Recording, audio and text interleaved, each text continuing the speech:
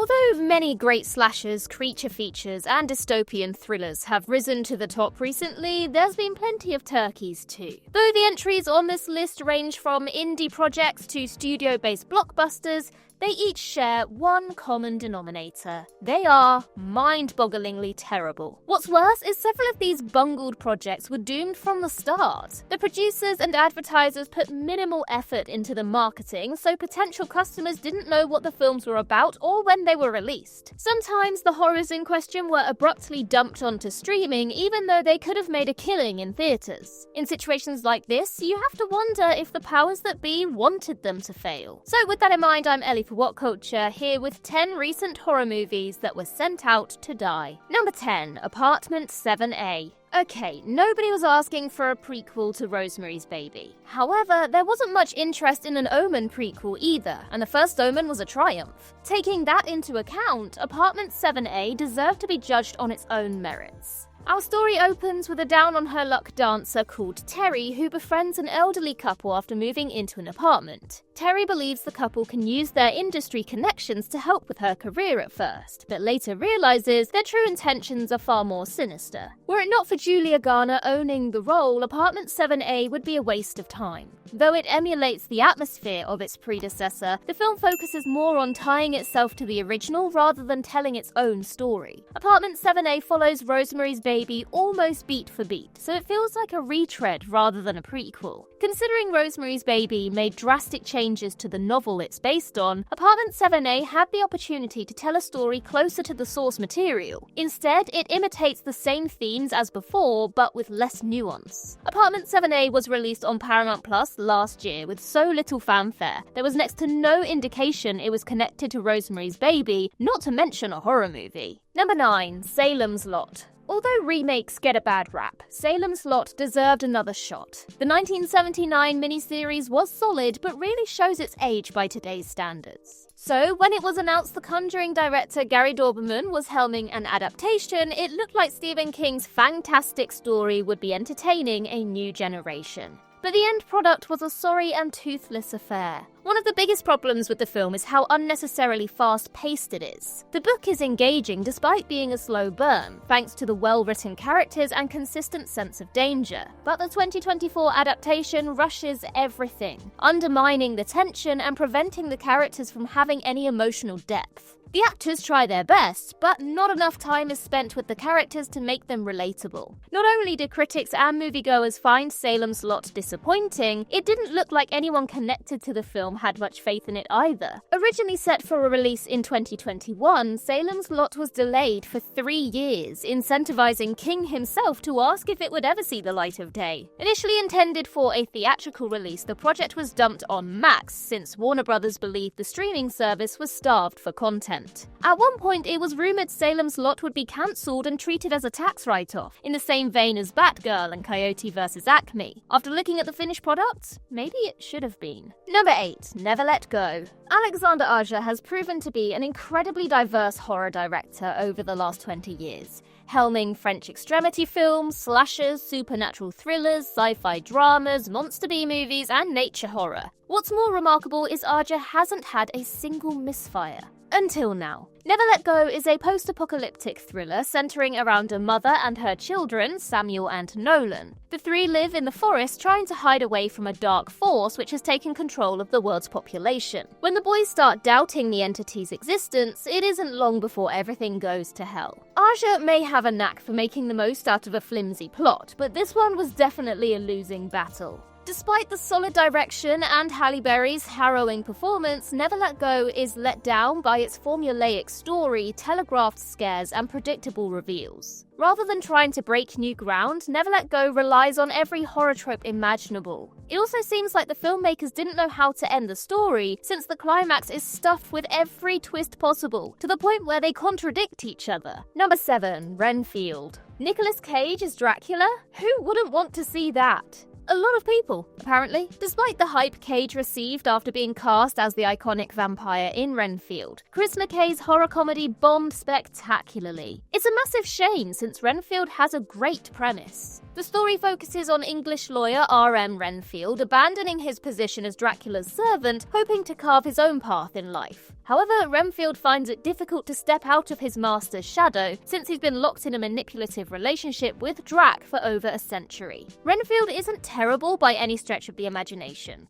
but it definitely wasted its potential. Though it highlights the dangers of a codependent relationship effectively, the social commentary could have been explored better, especially if it wasn't overstuffed with brainless action sequences. Although Cage is terrific as Dracula, he's relegated to a side character. Of course, the mediocre reviews aren't the only reason Renfield flopped. For some reason, Universal saw no issue with releasing the blood-soaked fantasy a week after the Super Mario Bros. Movie. Even though Renfield wasn't expected to bring in the big bucks, releasing it immediately after a billion-dollar blockbuster guaranteed its failure. Number 6. Last Voyage of Demeter. Sadly, Renfield isn't the only Dracula adaptation that flopped in 2023. Based on a single chapter of Bram Stoker's classic novel, The Last Voyage of the Demeter follows the doomed crew who battled the Transylvanian Count on their schooner. Though this supernatural slasher has plenty of suspense and innovative gore, it doesn't come together due to the slow pacing and the by-the-numbers screenplay. But since it only cost $45 million, it should have had little trouble making a profit. However, Demeter failed to earn half its money back due to its laughable marketing.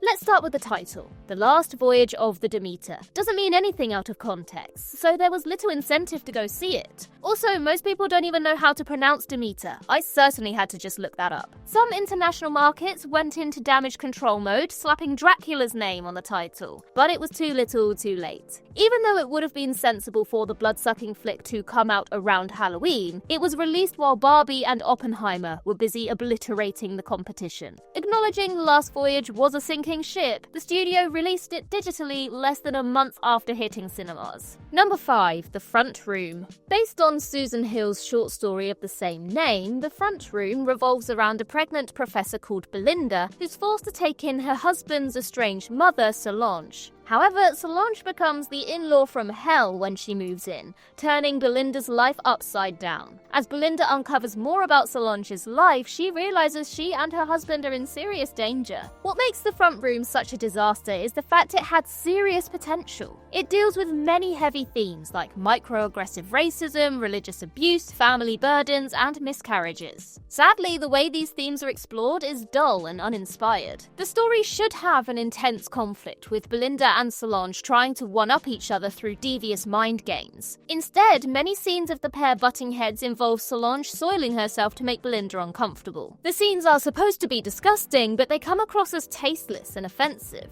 Although the supernatural elements are initially intriguing, they never amount to anything, which is sure to leave viewers dissatisfied. Kathryn Hunter chews the scenery every time she's on screen, but it's not enough to save this insipid film. Number 4. Subservience. The Terminator was deemed pure science fiction when it was released, since it seemed implausible for artificial intelligence to turn against humanity. But with AI advancing at an astronomical rate in recent years, that notion doesn't sound too far-fetched. Which brings us to Subservience. S.K. Dale's second feature takes place in the not-too-distant future, where society can purchase assistant androids called Sims. When Nick's wife becomes ill, he buys a Sim called Alice to help around the house. Alice malfunctions soon after, causing her to grow increasingly jealous of Nick's family. Megan Fox is great in the role, playing Alice with convincing artificiality, whether she's helping around the table, seducing Nick, or subtly threatening his wife. Unfortunately, Subservience is let down by its predictability. There's no tension, since it's obvious how everything's going to play out. The talented cast are limited by ChatGPT-sounding dialogue, which is pretty on brand, to be fair.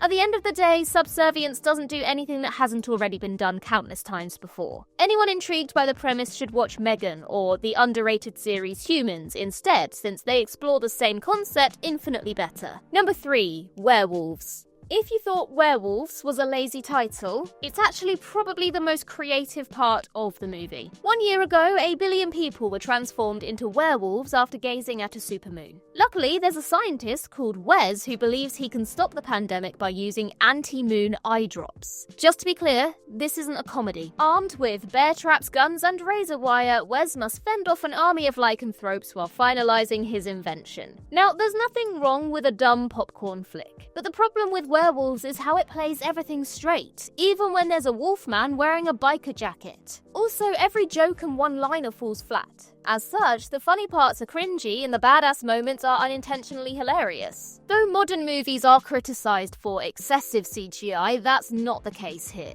Sadly, the practical effects used for the werewolves is so god-awful, viewers will be wishing that CGI was used more often. What's worse is the camera lingers on these moon-howling fiends for ages, emphasising how cheap these costumes are. Werewolves also has some amateur flubs, including boom mic shadows, visible strings when characters are flying through the air, and sloppy continuity. Although Werewolves will leave viewers howling, it'll be from laughter, not terror. Number 2. Y2K. It's easy to forget Y2K was a serious concern at the turn of the millennium. Many people believed computers would reset on January 1st, 2000, which would lead to nuclear meltdowns, planes falling out of the sky, and bank details being erased forever. As a result, making a tongue-in-cheek horror about Y2K sounds like a neat idea. Unfortunately, Kyle Mooney's directorial debut couldn't have turned out worse. Considering the world-ending computer bug scare was over 20 years ago, you'd think the filmmakers would have devised plenty of inventive scenarios. And yet, Y2K is painfully derivative. The first half feels like a super bad rip-off, with 3 unpopular teens crashing a party so one of them can hook up with his class crush. The second half feels like a lamer version of Maximum Overdrive, with every machine and vehicle coming to life to attack humanity. The dystopian dud ultimately fails as a horror comedy since it's not frightening or funny. Every scene is so bare bones, it feels like the screenwriters made everything up on the spot. And when the ensemble inexplicably team up with Fred Durst, it's baffling to think that these creators couldn't come up with anything better. Number 1. Goldilocks and the Three Bears, Death and Porridge.